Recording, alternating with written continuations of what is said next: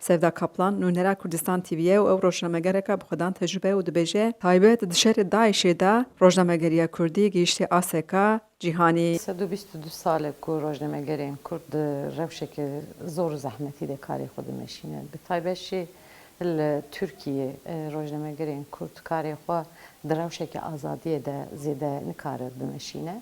Lê li gel vê yekê dîsa rol û misyona xwe bi cih dike. Gelek rojnamegerên Kurd em zanin ku ji ber kar û xebatê xwe di derbarê wan de lêpirsîn hatiye kirin, hatine binçavkirin, hatine girtin. Lê li gel vê yekê dîsa karê xwe dimeşînin. Bi taybet jî ev salên dawiyê de yani ne bes tenê ji bo Tirkiyê ji bo hemî rojhilata navîn ez karim bêjim ku rojnamegerên Kurd rol û misyona xwe bi cî anîn bi şerên Daişê de bi taybet jî xwe zêdetir dan nîşan dan. Niha em dikarin bêjin rewşa rojnamegerên Kurda ji aliyê gihandina zanyariya ji bo raya giştî em dikarin bêjin ku di asta cîhanê de ye. Gelek ajans kanalên Ewropî, cîhanê, rojhilata navîn, dewletên rojhilata navîn.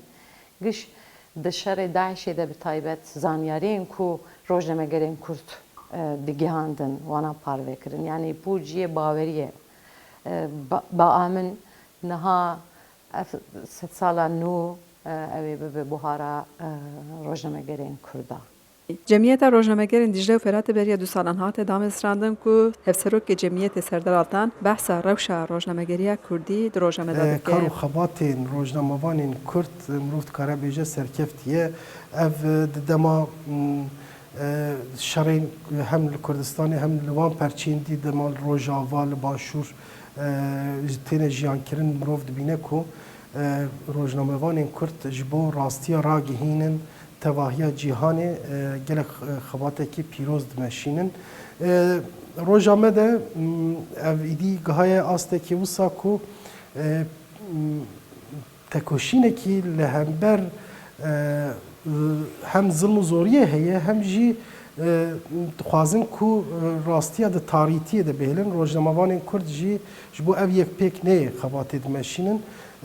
û lê xebata wanê serkeftî heta roja îro ku gihayê jî mirov dikare bêje ji bo pêşerojê hem mînake hem kêfxweşiyeke îro em dikarin bêjin ku di gihana astekî